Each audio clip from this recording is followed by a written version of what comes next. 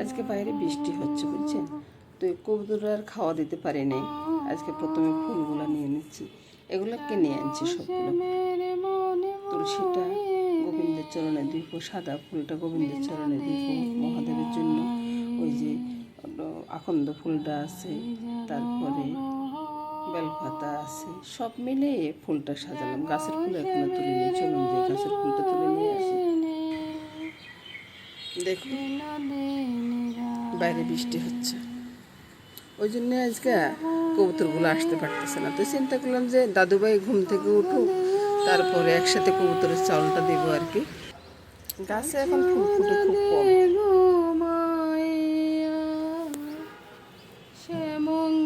কয়েকটা ফুল ফুটছে, এগুলো নিয়ে নিব। আকাশে অনেক মেঘ, বৃষ্টিও পড়তেছে।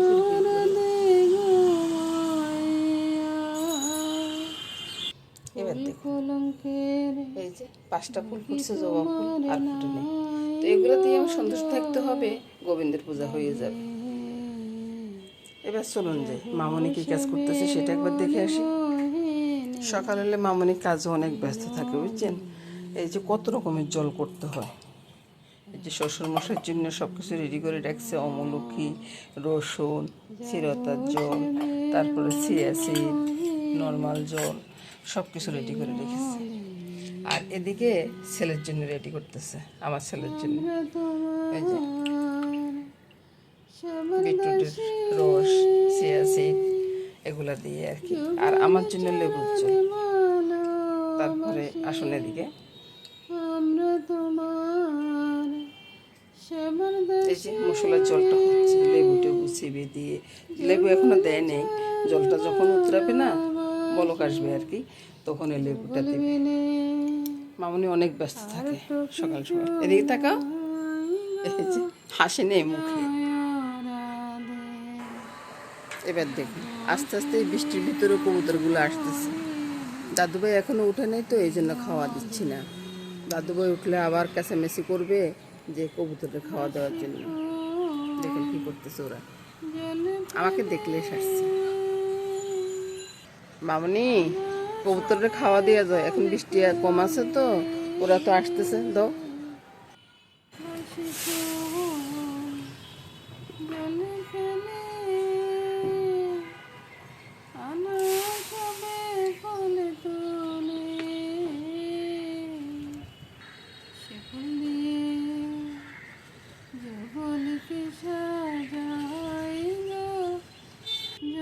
আর কয়েকটা ফুল পেলাম, এগুলো নিয়ে আসলাম, ঠাকুরের চরণে লাগবে। করতেছ তুমি গোপালের উঠাচ্ছ? তো গোপালকে উঠছে? আচ্ছা আচ্ছা ঠিক আছে, ঘন্টা বাড়ি দিলে উঠবে। আচ্ছা ঠিক আছে ঠিক আছে, এবার রাখি তো। গোপালের কানটা জ্বালা ফালো হয়ে গেছে। গোপাল তো স্কুলে যাবে নাকি, এতক্ষণ বাজার লাগে না। উঠো। সকাল সকাল চলে এলাম রান্নাঘরে বন্ধুরা, রান্নাটা শুরু করে দিব। তো তার আগে বলে নি বন্ধুরা কি করতেছি।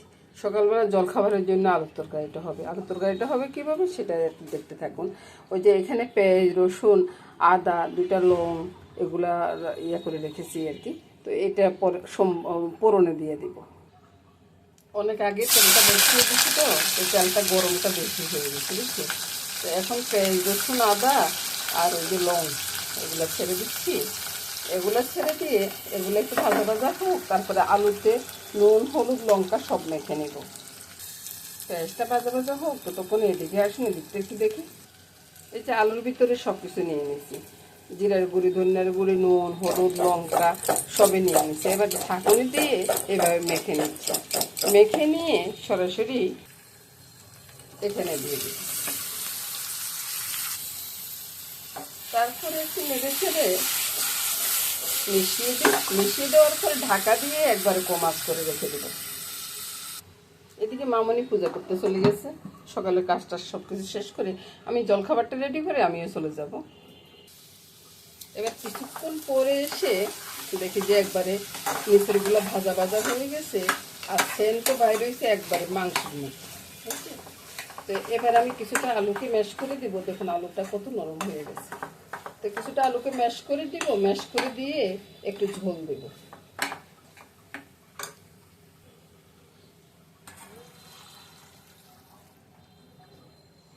ঝোলটা দিয়ে দিলাম। এবার নেড়ে ছেড়ে চুলার আঁচটা একটু বাড়িয়ে দিই। রান্না তো প্রায় শেষ হয়ে গেছে। আর একটু দারচিনি এলাচির গুঁড়া দিব। আর একটা জিনিস দিব, আপনাদেরকে দেখাই। এই যে কিছু মাংস পাক করে আমি ডিপ ফ্রিজে ঢুকিয়ে রাখছি। তো ছোটো বাচ্চা থাকলে কাজে লাগে, বুঝছেন। তো এটা দাদু ভাইয়ের জন্য দিব, অন্য কারোর জন্য না। 2 টুকরো মাংস দিব। আর এটাতে এখন আমি যদি দারচিনি এলাচি নাও দিই, এটার টেস্টটা অনেক বেশি হয়ে যাবে। ঢাকা দিয়ে রাখলাম, চুলার আঁচটা আবারও কমিয়ে দিলাম। আর ওই কথাটা বলছি যে কথাটা ভুল বলছি, দারচিনি এলাচি দিলে তো আর স্বাদ বাড়বে না, এটা সেন্টটা হবে আর কি। এমনি কিন্তু এটা টেস্ট হবে। এই রান্নাটা হয়ে গেছে, এভাবে নামিয়ে রাখবো কিছুক্ষণ, তারপরে ঢেলে নেব। তো পরের রান্নাটা হবে আলু টমেটো মাছ দিয়ে হবে, বড় রুই মাছ দিয়ে আর কি। তো এটা রান্না করে প্রথমে আলুগুলো ভেজে নিব, বুঝছেন। মাছ কাটা এখনো হয়নি।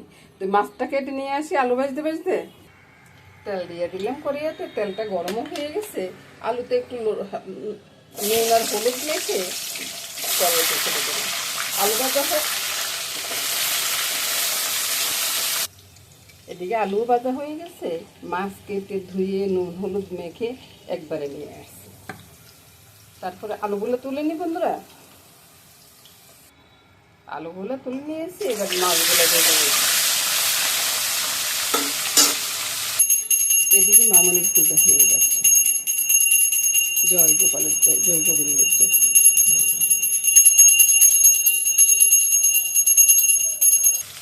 আজকে না বন্ধুরা, এই যে দেখুন সব মাছের সব সন্ধ্যা উঠে গেছে। এই যে আলুগুলো আগে ভাজছি তো, ওই জন্য আর কি। তেলটা মনে একটু গরম কম ছিল, ওই জন্য একটু শুনে গেছে। তো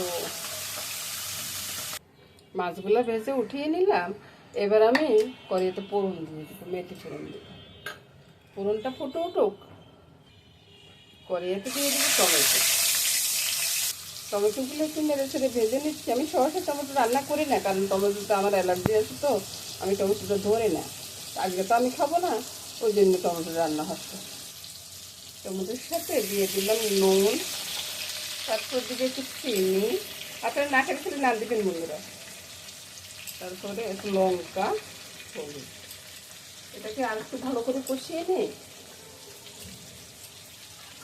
একটু নেড়ে ছেড়ে কষিয়ে নিয়ে একটু গরম জল দিয়ে দিই, নাহলে তো ইয়েটা পুরো যাচ্ছে।